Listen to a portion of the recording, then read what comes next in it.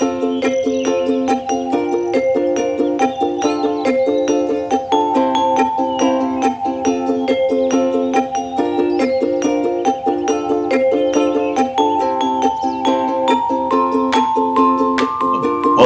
let's jump right in because I know this is a very, very exciting topic today. So I want to thank everybody for joining us for Morning Coffee with me, Ivan Sutton. And today we're talking about what retirement looks like. And I'm so glad that we have Nathan Best as our resident financial guy to be able to help us out with some of the numbers on how things are working out, especially for seniors. And, you know, this is where the young really have an advantage because they have a lot of control over what their retirement is going to look like. So, and with that, we'll jump right in to our topic today. So, Nathan, I have to say that over the past little while, I've been looking at at retirement and what retirement looks like.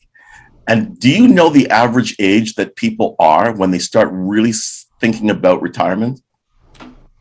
I wouldn't say I know about necessarily the average age, but I would say from my experience in my practice, I would say it's usually sort of probably around age 40 to mid 40s is generally speaking when people start to think about it. I've seen a few different studies, and from what I've seen based on research, based on sort of what stage of life people are in, there's tend to be different financial concerns that they have. So for example, when it comes to like, you know, people in their late, I would say early mid 20s, like sort of fresh out of school, trying to get their first job.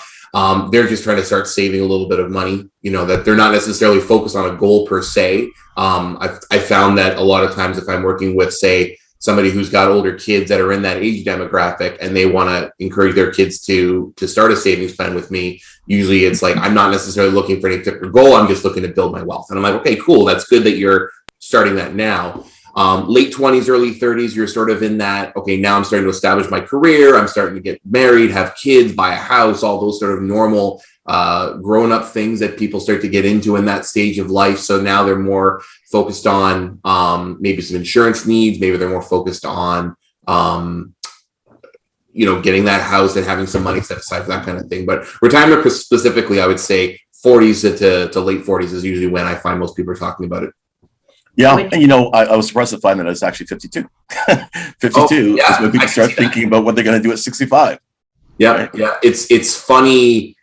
People think of retirement as one of those things that's forever away when they're in their 20s, 30s, 40s. That being said, a lot of people don't realize the benefit of starting early. Okay, so I'm seeing some people smiling, some people grimacing. So I'm going to ask the question: how many here have not really put a financial plan together for retirement? Seriously, Jackie. I got a coach for you. I know. So, anybody else? Maggie, okay. All right. Alan, did you have your hand up? Well, I've had several plans put together over the years. Like I started probably in my 20s, 30s. But none of them really. The environment changes quite a bit, so have to do it. So yeah, I'm probably going to do one very soon, probably within the next 6 months or so. But again, I have some unique circumstances that make it a little tricky for doing it, and that's why it takes time. Yeah, I was forced into one because I worked for the city, so you had to put away. But when I was 22 and saw that I could retire, which would have been like 1988. And my retirement date was 2035. We thought the world was going to end in 2000. So it was like, this is crazy, right? But what I found when we got to a point where it was closer to retirement than when we started working, when we crossed that halfway mark, it went, oh, wow, we really have to get serious about this stuff. What else are we doing? So what are you doing, Catherine, when you retire? You and Bill? What am I going to do? Yeah, what are you going to do? What's your life look like? Oh, we're going to travel, hopefully more hot spots than not. All right. And I'll probably still have I'd hope to have my fingers administratively in the business. I think I'd be bored silly, to be honest. Yeah. Another 10 years, who knows, right? Okay, Rashida, since you're the new one here, what does your retirement look like? To be honest, I have no idea because it seems very far away from me. I'm in my 20s. I'm 23, so I haven't thought about it too much. Yeah. Right. 2050 Kind of ideal age, right? Yeah. Yeah. So, okay, Sheila.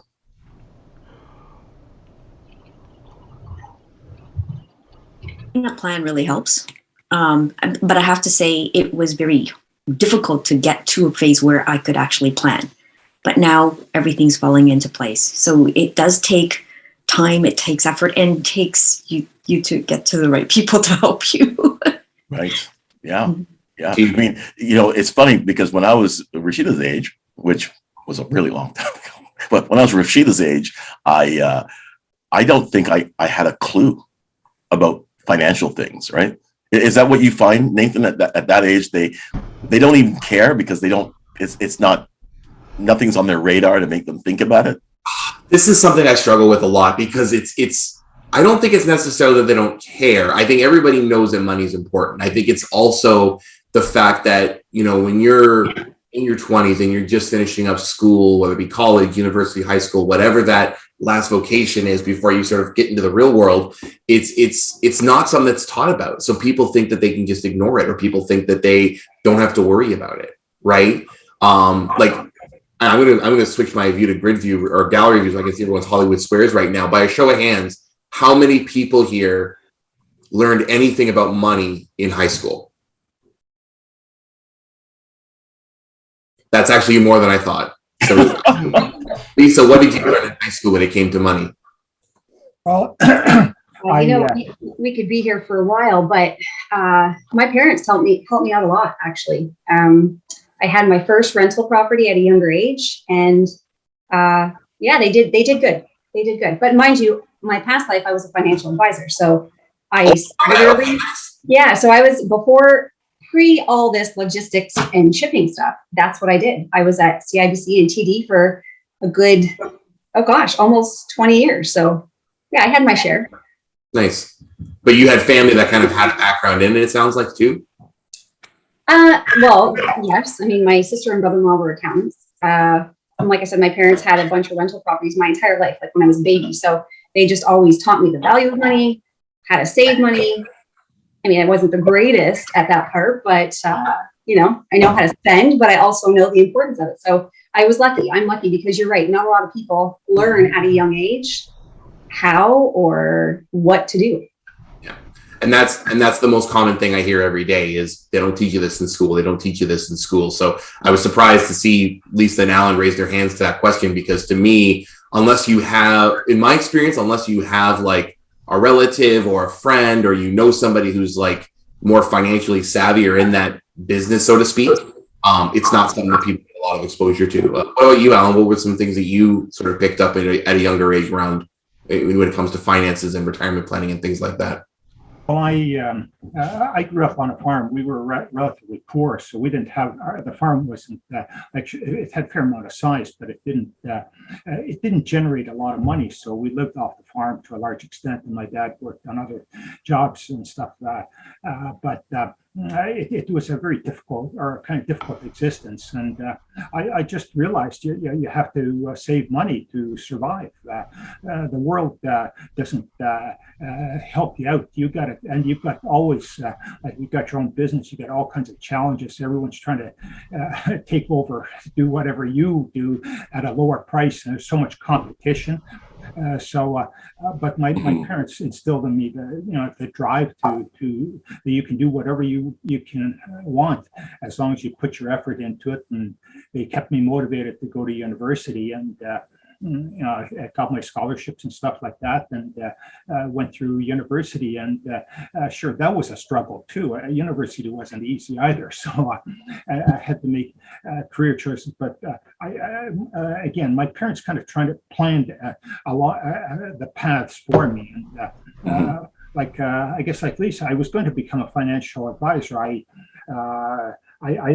did business, and I started off going to medical school. I didn't get into medical school. Did business degree, and then did another program after that, and then I I was going to work as a stockbroker, and then I got offered, but I took the CPA firm job instead, and did that. But I really didn't like the tediousness of the work. I ended up doing a lot of it, and I was pretty good at it. But I don't like tedious work. So anyway, a whole bunch of changes throughout the life, and but I was motivated right from the beginning, and my parents kept on asking me, okay, have you saved much? Have you done what's your goal? And they would remind me, you've got to be able to accomplish something within certain time frames, and you've got to get your act together, and that was good. Yeah, not a lot of people want to retire poor, right? Yeah, exactly. It's like, and I know. I could have retired many times in my life if I wanted to, but it's at what level of income and survival do I want to retire at?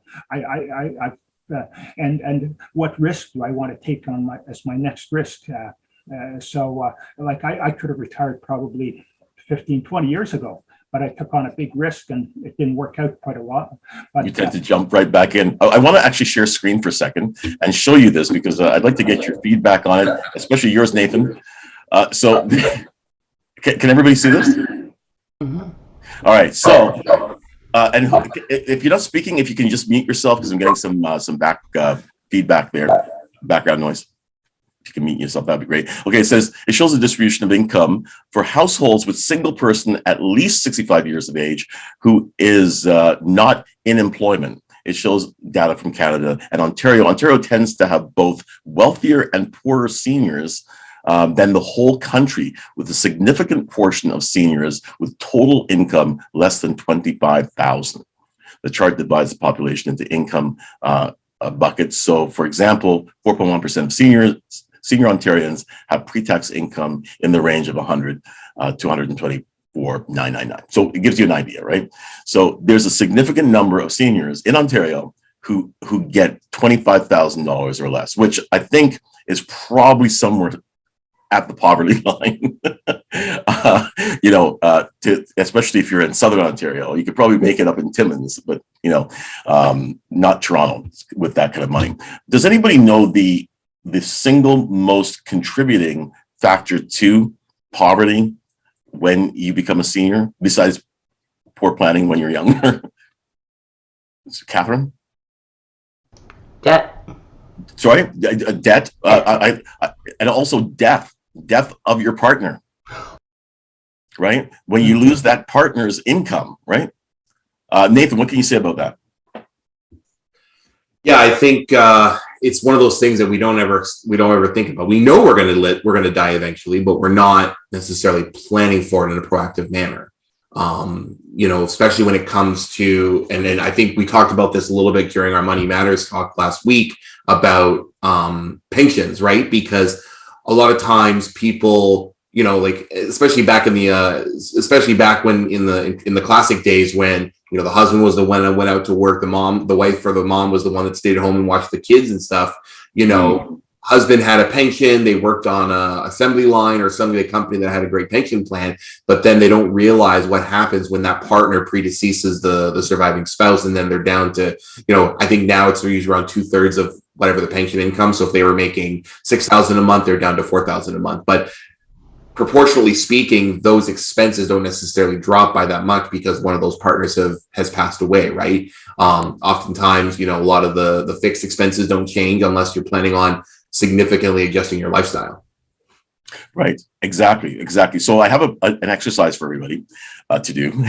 Right. So, if you're able to, if you're driving, don't do this. But if you're able to, write down where you're living, when you're retired, at retirement, where you're living, what is your lifestyle like?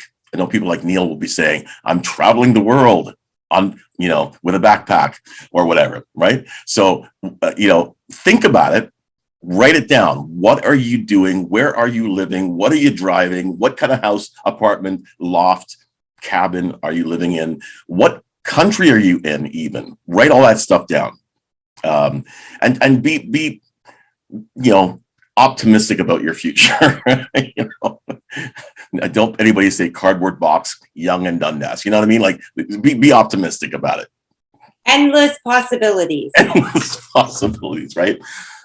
Yeah. I never slept in a cardboard box when I was homeless. No, I've slept in a cardboard box before in my living room when I was young with my brother. It was called a fort, right? That was cool. Yeah. When you get older, at 50, it's not fun outside. Benches, though. Right. Seriously, I have been homeless. Maggie, I love that mug. I love that mug, Maggie. Yes, I do. Man.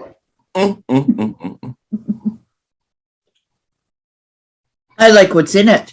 Yes. Green tea. Is it just coffee? No, it's tea. Tea, Yeah. right? Yep, black tea. No Baileys or anything like that, though, right? No Baileys. Got it. No, not Too early for the that. today. Right. Actually, I don't put. I'll put stuff like that in hot chocolate, but I don't put anything in my tea, even not even booze or anything. I'll put, but like I say, I will put things in hot chocolate. I like talking about retirement, right? She's sitting by the beach and she has her hot chocolate and the Baileys. Right? So that's what she's doing. Well, no, it'd be more if I was in a cabin, but no, on the beach. Let me see. Okay, Maggie, I know where we're gonna go with this. I'm gonna halt you right there. Okay, so I love you so much, but okay, let's think about our retirement. Okay, think about our retirement and what we just put down there. Who wants to share? Just give us a little taste of what you've got. Okay, come on, Lisa. I'm picking on you. What's retirement look like for you? What are you doing? Of course you are, Ivan. I'm going to be in Margaritaville in Florida. Oh, okay. Yeah. Because of the song? Is it just the song? Oh no! It's like a whole condo, like a It's like a village of just for people, not like a retirement home, but it's a village that you drive around on golf carts all day and live the dream on a beach and hot with a bunch of people that are doing the same. So yeah, Did you say that you'd just be wasting away in Margaritaville? Wasting away? No, living the dream. This is like so fast paced, crazy. I cannot wait to just chill, to just enjoy life slowly. Okay, all right. So what I want you to do now is to reverse engineer that. Right? What does it take to get there? And the reason why I'm thinking about this is that sometimes, I had somebody I asked, at the beginning of this thing when I came up with the idea, I said, where would you like? Oh, I'd like to live on a cruise ship. If I could just live on a cruise ship and just travel the world for the rest of my days at retirement, because, they come in and make up your bed, you get to go upstairs and have whatever food you want, whenever you want, you get to drop off some really cool destinations. So that's where I want to live. And I thought, okay, so let's reverse engineer that. What does it cost to live on a cruise ship? Okay? Go ahead, Yuri. I actually explored that as a part of the marketing strategy. And the guy lived on a cruise year-round with all the, packages included. Didn't step foot on, because if you go on shore, you have to pay fees and so on and so forth, right? Excursions and that kind of stuff. So he didn't do, I don't know if he didn't do any of that, but probably very limited amount of excursions and that kind of stuff. So all in all, it cost him the cheapest kind of cruises, because he was jumping cruises from like transatlantic, going to one port, from one port to the other, not your regular touristy cruises kind of thing, right? So it cost them about $7,000 to $8,000 on average, month to month sort of thing, US dollars, obviously. So that's not cheap. That's not cheap. So, however, I mean, if you have 3, 4, 5 properties, I'm gonna throw a sales pitch at it. If you have a couple of properties, then you can go and cruise, right? Right. So that's my reverse. Plug your show too while you're at it. Go ahead. Go ahead. Crazy guy. Okay, so but so think about it, right? So whether it's a cruise, it's $7,000-8,000. We know what that number is, or it's something else. If you reverse engineer it, then you have to think about it. And this is harsh. This is tough, right? If I continue to do what I'm doing right now into retirement, will I be able to achieve that goal? Right? If I keep doing what I'm doing, and let's say everything stays the same, there's no war with Russia, right? It stays the same. That was powerful. You can harness that and light the house, right? Anyway. God bless you, Maggie. God bless you, Maggie. Bless you. That's not COVID, is it? Anyway, No, so no. I just have to dust my brains out for the day. I hear you. It's done. Yeah, I've always wanted to sneeze like that and then just like throw flour or soup or something at the camera. Anyway, That was a quiet sneeze for me. How many people realize when they reverse engineer it that they need to do more than what they're doing now to be able to hit that retirement goal? Right? Okay, yeah, don't be sheepish about it. It's okay. It's okay. You know, we're all there. Hey, listen, me too, right? We're all in the same boat, right? So this is where, you know, folks like Nathan or even a business coach, I think a coach can help you to identify things that are misaligned with where you want to go, right? Do you know what I mean? Because sometimes our heads are down and, you know, and we just, I gotta, you know, I'm fighting the waves of business. Like I'm trying to get this going. I'm trying to get, this broke down. I have to fix it. And next thing you know, the years just keep clicking. You wake up one day and you're 65 and you're going, I'm nowhere near where I need to be at this stage of my life to be able to have the things I want. So I guess I'm working until I'm 80, right? So Nathan, what are your thoughts? Yeah, like, I mean, obviously the sooner you plan, the easier it becomes, right? Because one of the things that people don't think about is the compounding effect of money, right? So if you're starting to save your money, you know, at age 25, then that activity that you do becomes a lot more digestible than if you're starting to do it at, you know, 55. And I've worked, and the funny thing, I shouldn't say the funny thing, but the other thing about that too is I've worked with clients who will, you know, not necessarily fully take my advice, but sort of meet me somewhere in the middle between what they're currently doing, what we recommend. And then, you know, we always do minimum once a year, we'll get together and do an update just to sort of see where things are at. And then, you know, sometimes if they're not necessarily fully adopting the recommendation, but doing something in the middle, it ends up being that their new number of how much they need to save or whatever that, you know, whatever their dream amount of wealth that they have to have in retirement is, it starts to creep up a little bit. Because now they're realizing that if they had done what they should have done previously, then, you know, that compounding effect of that money that they've been saving will start to sort of fill that gap a little bit more. So you're saying like at Rashida's age right now, where she is right now, if she were to just start kicking it in, right, it doesn't cost as much and it compounds. And then by the time that she's 55, right, then... time-based, right? I mean, the longer the time horizon you give yourself, the easier it becomes. Yeah, there you go. All right. So what do you say for somebody who's 45, 50, that, you know, they put everything that they have into their business and they're looking at it now and they're going, okay, you know, I've got 20 years, you know, I got 25 years until when I really want to retire. What do I do? I mean, that's a very personal question, right? Because it really depends what do they want their retirement to look like. One of the things that I've stumbled across, especially in the business, in the business owner sector, is a lot of the times their idea of retirement is, you know, they're still running the business. Maybe they're not heavily working 40 hours a week on the business or 60 hours a week like they would in the earlier stages. Maybe they're sort of overseeing a couple of things, and they've got some people that they've hired to sort of oversee the actual operations of it. And now they're sort of just, you know, collecting an income from that in a more passive manner. Right. Or they're, you know, like say somebody that Yuri works with, they're, you know, real estate investors, right? I mean, if they've got a portfolio of 5 or 6 properties and they're bringing in $12,000 a month in income from rental income, well, then, you know, their savings pattern doesn't necessarily need to be the same. I think what it boils down to is that what are you willing to sacrifice now to get where you need to go later? So right? Is there a tipping point though? Would you say, and I'm going to just throw this out there. I mean, there are people that think that, including me, that, you know, your business is going to provide you that passive income into your retirement. Other people will run it and we're good, right?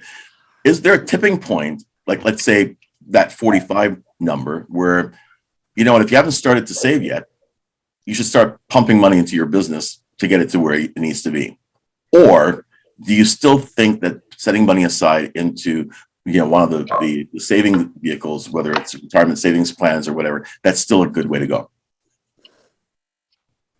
I really don't like to summarize everybody's situation, like certain demographics that way. I think that everybody's situation is different and everybody's going to have a different ability to save, right? Like, I mean, for example, if I were 55 and I'm making $200,000, right? I'm living like I'm only making $40,000 a year. Well, then guess what? I've got after taxes, I've got say 80 or 100 grand a year that I can start chunking away aggressively into my retirement savings, right? So I think ultimately you need to think about and this is one of my favorite Warren Buffett quotes. I'm gonna summarize it because I can't remember the exact wording, is that, spend what you have, what's left after you're done saving, instead of saving what's left after you're done living, right? So if you say to yourself, okay, this is what I need to save, and then look at it from that perspective and then adjust your lifestyle instead of the other way around, which 99% of people do, it's a huge difference in terms of the way you're going to be able to get towards your goals. Okay. All right. So that brings me to the next point, and that is accountability partners. So folks, we've talked about accountability partners, right, Jackie, for business, to help you stay on track, to achieve what you are setting out for your business, et cetera, right? Because some of us some days get lazy. So we have an accountability partner. Wouldn't it be nice to have accountability partners for savings, for retirement planning, to make sure that they keep you on track so that you don't sabotage yourself, right? Listen, it's almost like, we gamble with our future, right? We take money that should go into our retirement and we invest it in the business because we know it's going to work out and we know we're going to get a return, and then it doesn't work out, then you got nothing, right? So how do you feel about accountability partners for investing and for retirement savings? I know that Nathan's thinking, that's right. That's exactly what I am. I'm an accountability partner for investing. This is not an ad for Nathan. Look, I'm smiling there. But seriously, I mean, I don't know what I would do without my business mentors, right? My business, the folks that I have as business coaches, right? That I go to all the time, right? Catherine, Jackie. People that I bug about things, even Yuri, except Yuri's more expensive. Yuri, I got to take out for coffee. I have to spend money on lattes with Yuri. But when you're talking about money, sorry, Nathan? You're saying you got to buy Yuri fancy lattes, and I said Starbucks ain't gonna cut it. You got to go to a real coffee shop. Ooh. He never paid for coffee, by the way. No, I try to, but Yuri always pays for it first. So I love that guy. That's why I go to Williams, right? Anyway, so listen, what I'm saying is that, for retirement, I can't even tell you how important it is, because if you happen to be one of the folks retiring, you're at 70, let's say, and you realize that your retirement income is $25,000. That becomes, I think, a mental health issue, right? It's a tough road to hoe, right? So what I'm saying is, it's really important that we do everything we can where we are right now to plan for that retirement, because it's coming, right? I mean, if you live that long, right? We all survived COVID, right? So if you live that long, retirement's coming. Right? For some people like Regina's longer, right? She's got, we'll be on Mars before she retires, right? But literally, but we have to think about it. Neil, what are your thoughts on this? I always love getting your feedback. Oh gosh. Okay. But by the way, I almost couldn't get in this morning because for some reason your call excludes people outside of continental North America. I don't know why. So I had to join in using my VPN. So and you're where are you? I'm in Trinidad right now. Folks, okay. He's in Trinidad right now. Look. That's right. I'm sitting in my parents' front porch. It's a house in the city, so it's nothing spectacular. It's not near the beach. But Is it cold there? Is there snow? It's nothing spectacular. the only snow was in my glass of coconut water.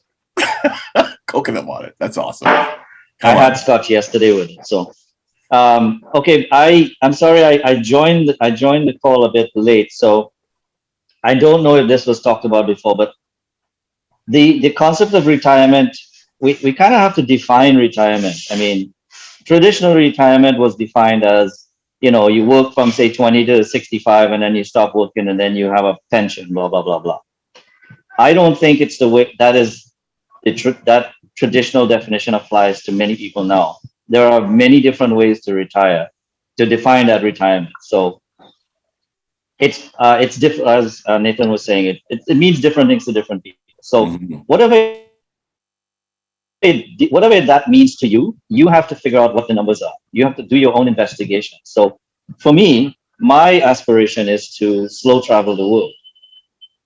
So what does that mean? I need to find locations that are within a certain budget. Let's say 2,500 to 3,000 Canadian a month, where I can live comfortably as an expat for 3-4 months at a time. Now, that for me, again, I don't think I'll ever stop working, but that doesn't mean I have to wait to start enjoying the fruits of that labor. So being able to do stuff online, maybe do a little bit of teaching, do a little bit of this, whatever, find something that'll generate maybe, even if it's $1,000 a month. And let's say that's all the income you have. Whatever investments or savings you had back in North America, you have to keep that on reserve too. So there's ways to play around with the numbers and maybe accept a lower lifestyle wherever you're going to be. You can live cheaply in many different countries for, okay. So one of the biggest costs in life is living space, area where you live. So if you either pay rent or you pay a mortgage, right? And then you have food and medical and whatnot. So you got to factor in all of those things and come up with a number. Okay, it's going to cost me $3,000 a month if I'm going to slow travel the world, and I'm going to live 4 months in Panama, 4 months in Mexico, 4 months in the Philippines, blah, blah, blah, blah, right? Cool. You also have to consider, the cost of healthcare built into that, right? So I think that, yes, you need to plan by having money invested, because let's say you look at your mobility factor. You could get to 65 and not be able to do the things you thought you were going to do because of mobility issues. Right. Right? That's something that a lot of people don't take into account. So, and hence one of the reasons why I want to sort of do this retirement thing earlier while I'm physically able, because at some point I may not be physically able. In that case, I will retreat back to my home, which is Canada, right? I mean, I was born in the Caribbean, but technically I want to be in Canada. So I think there's a lot of questions you have to answer individually as a person. Before you go to look into investing for your retirement, you have to ask yourself, what does retirement look for me? Cool. Is it work, stop working, and then just enjoy the income that you have, and then you're going to be traveling? Or is it, work while you're traveling, which means you could probably achieve that a little earlier? Or Okay, have well, a hybrid situation.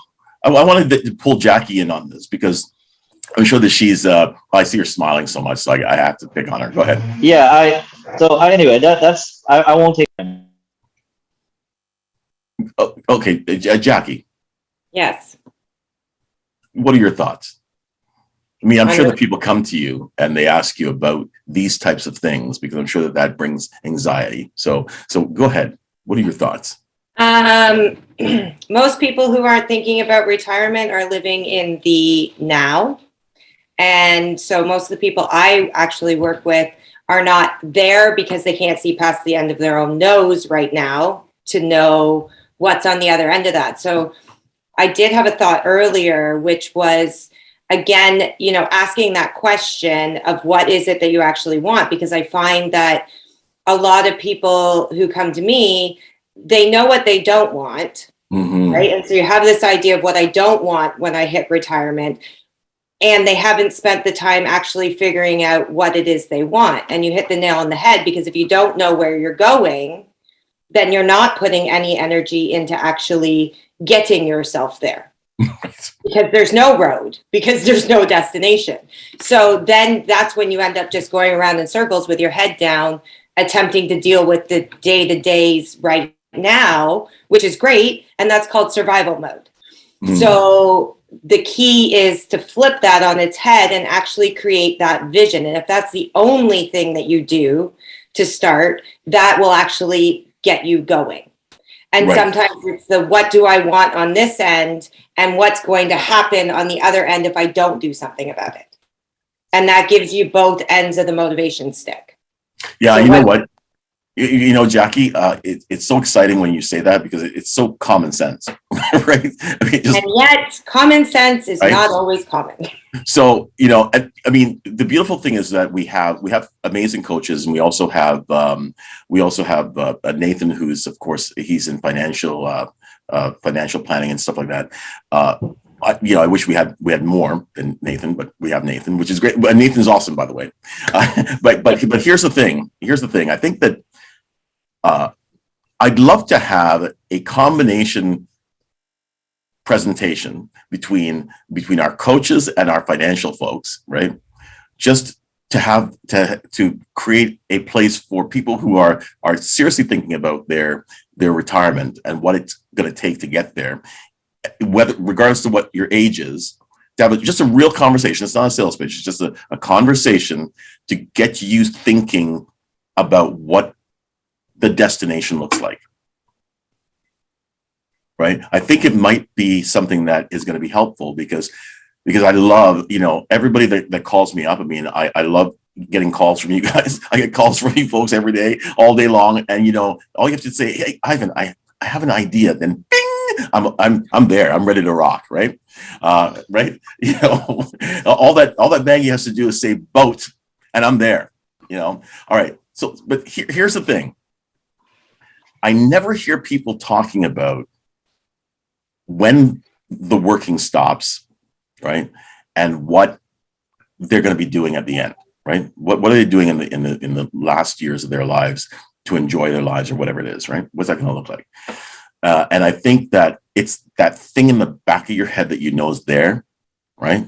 It's like when I was young, I used to be terrified of my Raggedy Ann doll.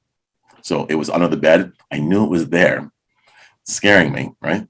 So that's why I would never get up in the middle of the night to go pee, So the end of the day is, I'm just telling you that retirement is a boogeyman that gets more scary looking the closer you get to it, when you realize that you're at the $25,000 or less mark.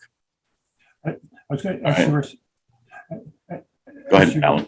As you were saying, I think that like Stephen Covey always said, you start with the end in sight, and then you work backwards. You guys are doing it just perfect, thinking backwards.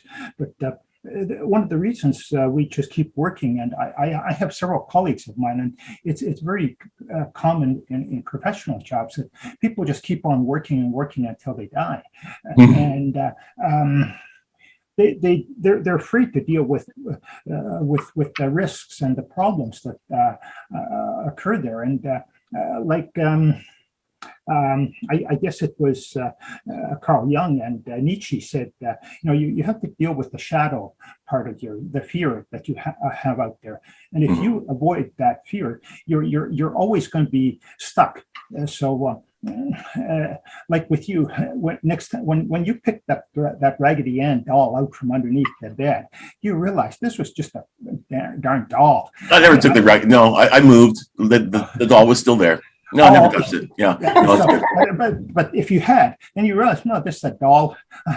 I had traded in for a deck of hockey cards or something, right. Buddies or something. So you come up with that type of realization, and it's unique for every one of us, and it just shows that you have to deal with those conflicts, those challenges, and they're good. The more challenges you have in life, that's the better. Like I used to be a avoider for all these. Now I'm looking for conflicts because I'm learning from those things. And Yeah. we take that attitude and work backwards, and then also have that plan and have contingency plans, and overcome our fears along the way. Every day there's someone scaring you. Alan, may I ask you a question? Pardon? Alan, may Yes. I ask you a question? You mentioned that a lot of your colleagues, professional colleagues, still continue to work until they die. Why do you suppose that is so? Okay, example. I know for some of them, it's a unique case by case situation. Some of them, it is the financial income. They need it because they realize that, like, maybe they've gone through several. Right. So yeah, let me qualify that. Why do you suppose it is so for the ones that don't need to work? Because they like their jobs.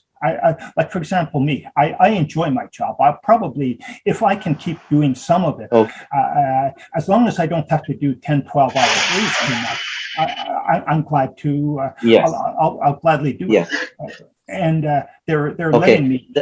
Yeah.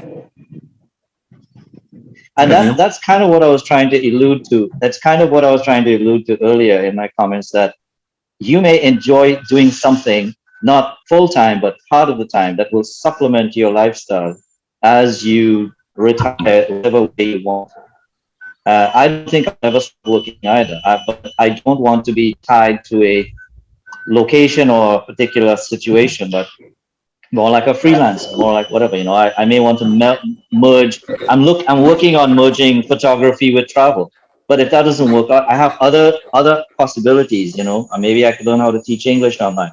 I have IT background. I can be IT consultant. I can do any number of things. So that's You know what what, I'm Neil? saying. With that, actually, Neil, I'm gonna have to wrap it up because we have that 10 minutes left. I do want to go around the room because we do have some new folks here, and of course we've got Rashida, right, which demands something different, right? So I'm gonna go around the room. We're just gonna do an introduction. Yes. Ivan, I'm gonna take Alan and Dave. Okay, yeah, Alan and Dave, and leave Rashida here. Yes. Now that I know, welcome.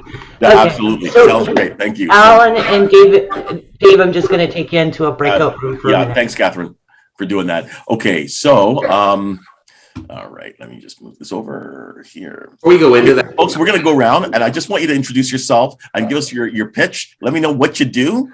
Let Rashida know what you do, and then we can go from there. I'm going to start with Catherine. Catherine's leaving. Oh, Catherine's leaving. Of course, I was here when that happened. Okay, Nathan, go ahead. I don't know if there's much left to say about me, but okay. Financial advisor in Ancaster on Wilson Street.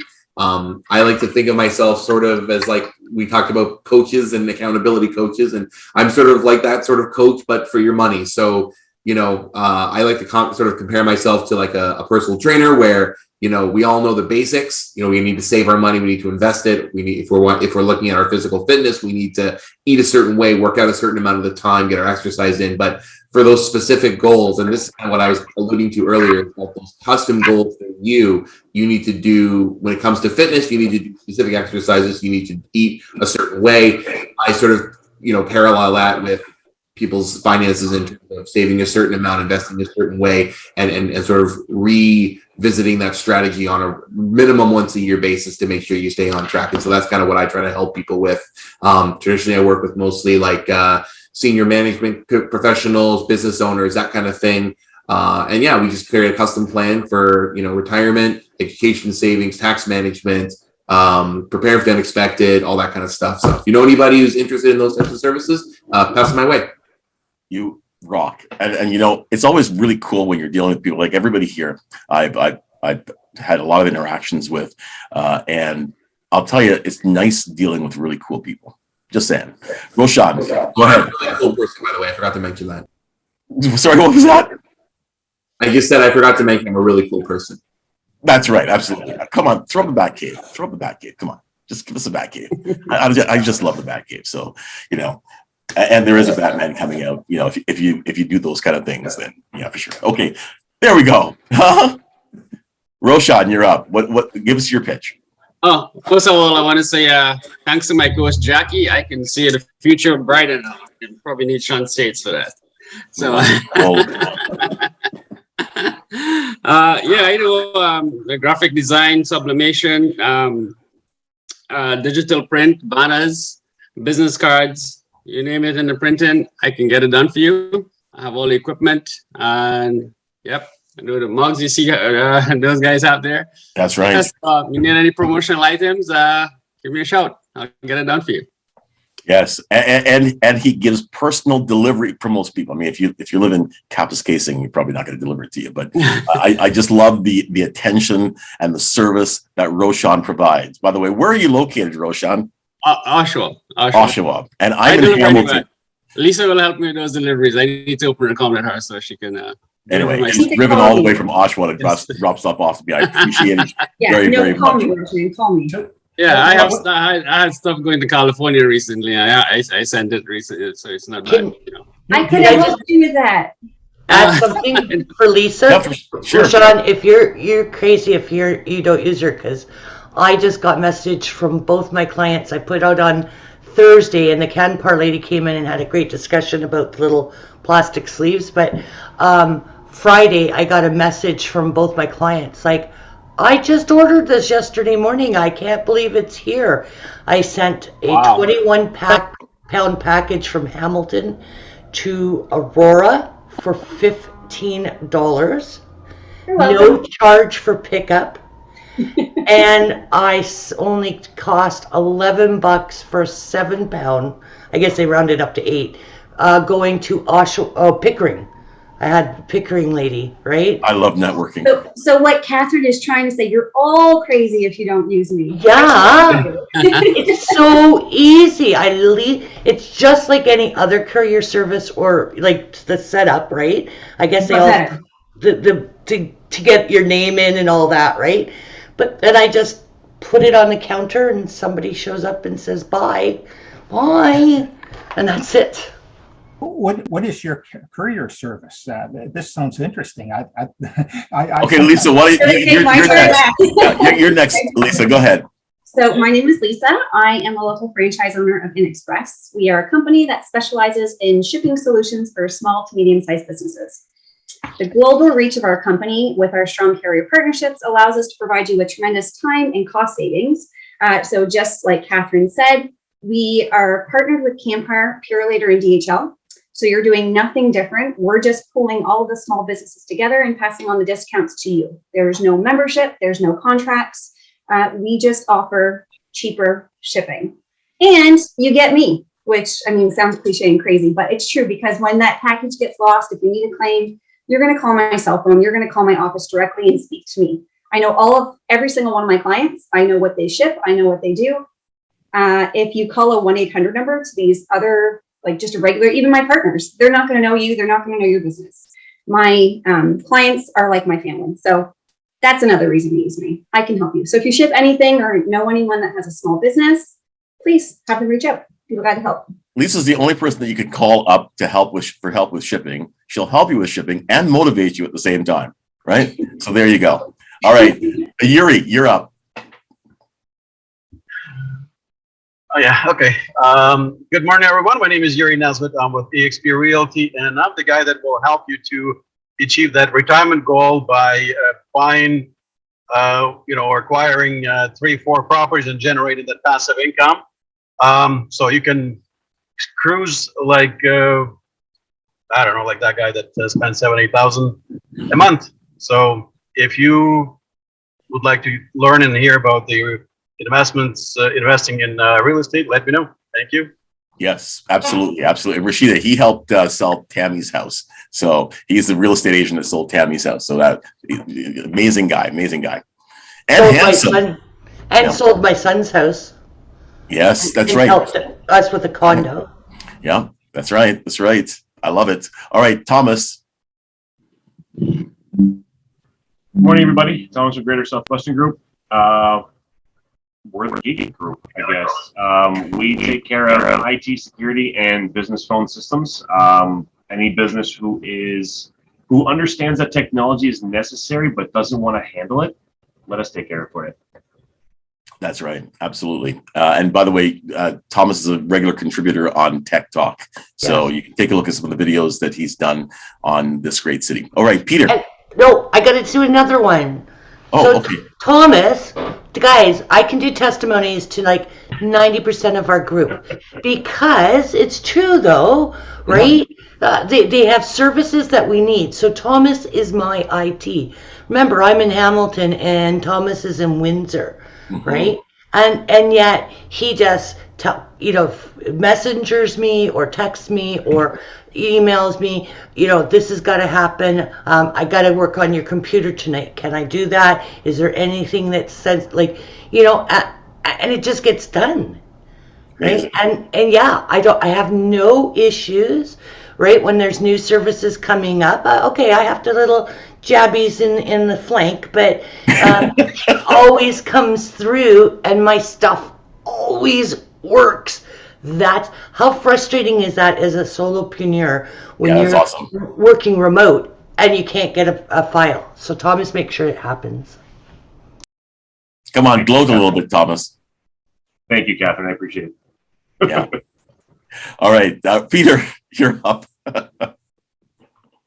So what I do, I mostly work with people who've already built their own website, but have reached a limit of what they can do with it themselves. It's pretty easy to get started, but if you want to need some more advanced or custom functionality, that starts to be something that most people are either unwilling or unable to handle for themselves. So if you need new capability or fix an issue that's been nagging you for a while, you can contact me. I only work on WordPress sites, but if you're on Shopify or Amazon or something, I can migrate you over to the superior platform. So that's something else I can do for you. Yes, a tech person who actually knows how to code. Isn't that amazing? Right? not a Canva creator, an actual coder. All right, Sheila, you're up. Good morning. My name is Sheila.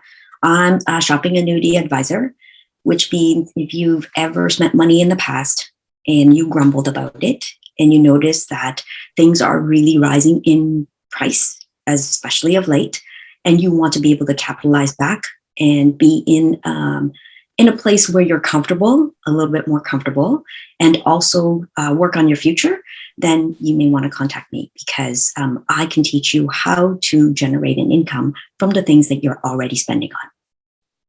Yeah, and after hearing testimonials from everybody else, I decided, you know what? I'm signing up. I'm with you. So that's it. So I love what Sheila provides, and I highly recommend it. So there you go. All right, Neil. This is one of my favorites. God, no. Okay, so my name is Neil Ramirez, and I'm a bit of a Pandora's box when it comes to things I do. But earlier this year, I launched a boudoir photography business. And if anyone doesn't know what that means, boudoir photography is very female centric. It's about female empowerment, building female self-confidence.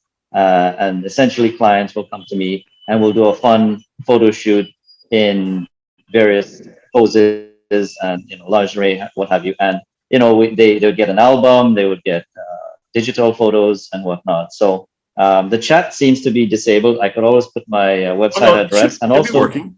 Chat should for be me, up. it was disabled a few minutes ago anyway. And also I just launched the YouTube channel called Beauty Beyond the Lens, which has a little bit of education on what a shoot is and also models, regular everyday people talking about what their shoot experience would be like. So that's the sort of the B2C business. I'm going to put together a B2B business of photography as well in the next few months, which will be basically catering to small business, medium-sized business, photography, videography. I'm also experimenting with drones. So yeah, that's kind of going to be the second business. So I'll put that in the chat. And anybody has And any questions? if you love boudoir photography, or if you're considering it, you know, like I'm Look sure at Nathan's background. Alan- Yeah, you'll know what you're talking about. Yeah. That's right. Oh, by the way, one of the things, but I would just want to add a plug to Roshan, because Roshan helped design my business card, which hopefully some of you will get to get a piece of it, or maybe I'll put a photo of it up. But it's excellent, really well done. So I just want to say, and the printing, top notch. Yes. So yeah, and Catherine, at some point, what I'd like to do is maybe come down.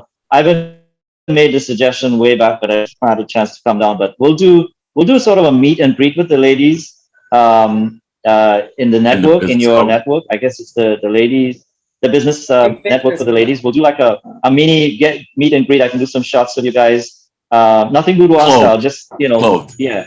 Clothed. Just some, maybe we could call it a glamour session if you want to call it. Just That'd be amazing. and then everybody kind of walk away with a couple of digitals. Are you free. home? So, Are you home by May? I could be. I've sort of left it a bit open. I'm actually trying to get a couple of shoots down here. Like beach and ocean and waterfall stuff. I don't know if it's going to work out yet. We'll see. There's quite a bit of logistics. So, but you and I can talk about it. You can tell me what your ideas are. You can message me, and then we can talk about it. Yeah, we'll do it. Love it. You have way too much fun where you are with your parents. That's right. Well, I'm not sticking around with the old people too much. I do have friends here. Well, come on. I do have friends that I'm hanging out. Okay, so in the Caribbean, such a typical kid. I just want room and board. Yeah, Ivan, exactly. Yeah, Ivan will know what this means. In the Caribbean, we don't call it partying; we call it liming, right? So liming, right? I'm liming out down here while I'm trying to get some work done. Right. So anyway, yeah. Good. All right, Jackie. Neil, you say old people. I mean, I've known your dad forever, and that man never aged once. That's right. That's true. He does look young for his age. Yeah, he's around here somewhere, Ivan. He's around here somewhere. Okay, well, tell him I said howdy. He's doing something. That'd be nice. Okay. Okay. Jackie, you're up. Hi, everyone. I am a mindset coach and transformational trainer. So I help people get quick, easy, fast, effective tools into their hands to help manage their mindset and get them moving in the direction that they want to go once they figure out where they want to go. So why don't you plug your Tuesday? Oh, so every Tuesday, Jen and I, she's a business coach, we talk about mindset and ways to move you into momentum, create consistency within your business with breaking down some different ways of seeing things. We'll reframe them and then give you a bunch of tools that you can actually take out into your regular work week in order to help you be more productive and therefore more successful. Love it. And from what I've heard from people that have attended that Mindset Momentum, it's excellent. Okay, Rashida, are you nervous right now? Oh, no, not at all. Awesome. Should I be nervous? No. Okay. But just to let you know, things in people's heads, Ivan. The spotlight is on you, man. Just saying. Well, it's not even close enough to slap him anymore. Jeez. Hello, everyone. My name is Rashida. I am from 4J's Driving School, and that's out here in Hamilton. My dad actually started the company, I want to say about 5 years ago, and now it's in my hands. So, we teach driving. Right now, a lot of things are online, but we're still doing in-car lessons. And so, we teach everyone. So not even just teenagers, just anyone who is looking to start driving. And you're MTO certified too. MTO approved. Yep. MTO certified. Right. So that's good. Excellent. So folks, if you know anybody who's looking to get their driver's license or somebody who's a really bad driver, refer them over to Rashida. What's the company name again, Rashida? 4J's Driving School. I'll type it in the chat here. Okay, thank you. And they're also I've already set up their profile on This Great City. It's already up. So you guys can go and check that out there as well. All right, Maggie.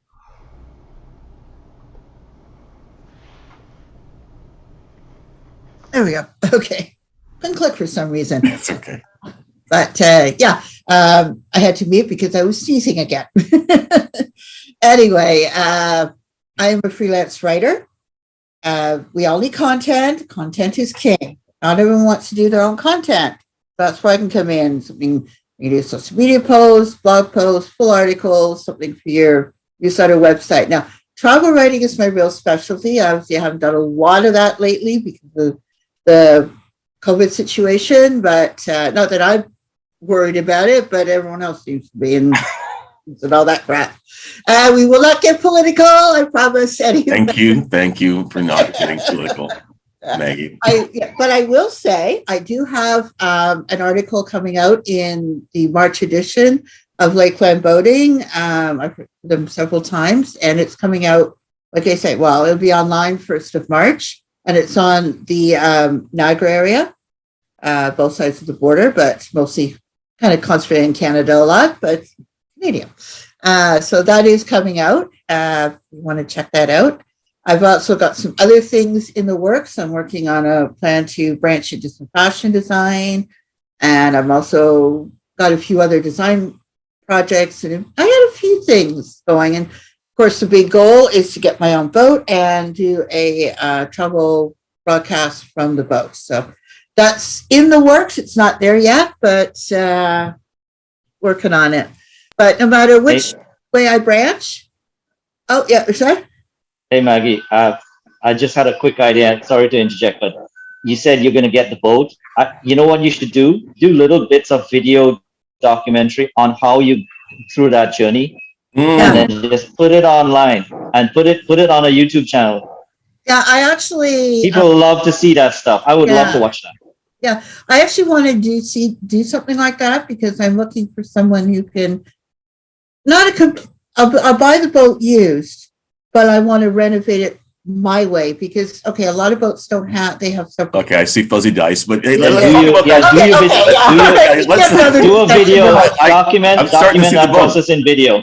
Yeah. Document that process in terms of video. Okay. That would be great. 10:40. Come on. Because Dave is sitting there leaning forward going, it's my turn. Come on. Okay, so anyway, go ahead, Dave. Yeah, that's essentially I am.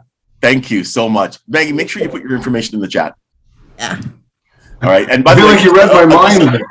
I know. A little plug for Maggie. Maggie, I've known Maggie for so long now. Since she's one of the first people who signed on and started coming out to the events that we've had with This Great City. So I appreciate it. Maggie supports This Great City all the time. She's out to every event. Maggie's out there on our photo walks. Maggie supports us a lot, and I love her. So, if you happen to have a website and you're tired of trying to come up with ideas for a blog or whatever it is, hire Maggie because she's an amazing person. She's probably one of the most amazing people to be around. And if you want to have a great conversation about Trudeau, Maggie's your woman. Okay. I'm very political. Yeah. So we're not going to get political, but thank you so much. Okay, Dave, go ahead. So my name is Dave Demena. It's actually my second time on the call. These things are turning out to be great. Can't wait to become a member in the days to come here. So I'm a financial planner, investment advisor, and insurance advisor with Manulife. I'll try to keep it brief today. Basically, working with clients to get to that retirement goal, or maybe it's that estate planning goal or something else for saving for child's education, and just helping people along that path, regardless of whatever stage that they're in. I do focus on Windsor and Essex County. I am licensed in all of Ontario and Newfoundland and Labrador as well, so I can go outside of my area. But is that for your summer? Your summer stuff, right? Is Newfoundland, Labrador, and then you're back. Gotcha. Okay. Well, I was thinking of getting licensed in Margaritaville after that. Oh yeah. Right. He's coming with me. Yeah. What happened to Windsor? They're in Margaritaville. Oh. Well, we can't handle the snow around here, so. Yeah, but now we know Neil can help us get a VPN, so we have no trouble logging into This Great City. We're good. We're good. I can tell you right away what it is. I'll put it in the chat. I probably oh gosh, I forgot it. Matthew. The gate. He would know about that. I can put in what I use, but use whatever he uses. Yeah, you know what? We lost a lot of what you just said there, Neil, but it's okay because I think Trinidad, you know, even even the internet connection is just relaxed. So, Alan, you're the last one up before we have to close out. Yeah, I'm not looking for clients. I'm not looking for any. I'm just here to because I enjoy people, and I have this kind of goal that I want to, like every town that I've been in, I want to know at least 1,000 people or more. So I'm building up a group of 1,000 people, maybe more than 1,000, and it's just I like to learn from people, share knowledge. I am a tax specialist, but you know, that doesn't matter. I'm also a forensic accountant, but I don't really do too much of that stuff. I have my own kind of endeavors, interests, and I'm thinking of building another house, doing it myself, contracting. I'm doing my basement major jobs. I'm thinking of maybe even property developing or something like that. But those are kind of thoughts that they're very individual pursuits, and I'll choose the local the people that I need for that. But it's great to know people. I learned from all of you guys, and it kind of keeps me sharper too. So it's great. Whatever I do, I generally do it for next to nothing because I'm trying to leave something back for the world, and obviously I'll probably come up with some business endeavor shortly. I'm always looking at that, but I have to have the right group of people together for that, and and people still they ask me for stuff, but I'm a pretty good judge of personalities. I believe in all the psychological profiling and stuff like that, and that's how I assess people and how I assess prospects. And I'm a strong planner person for doing planning. I work with Microsoft Project a fair amount to do plans, vision boards, everything like that. But that's only for personal stuff, and that's me. So anyway, great talking to you guys. I got to go to another meeting. Yeah, no problem. Thank you, Alan. We all do too as well. Listen, folks, thank you, everybody. Just a reminder again that we've got Tech Talk this week at the end with Catherine Davies. Of course, we have real estate investing with Yuri coming up on Wednesday morning. We have our networking event Wednesday night here in Hamilton. That's live. Bring your friends. It's worth the drive from Windsor. I'm just saying. Anyway, and we have our virtual event up there in Barrie where everyone can attend. And if you can do business in Barrie, definitely jump on that call and share with the businesses up there. All right. So thank you everyone for jumping on, and see you next week.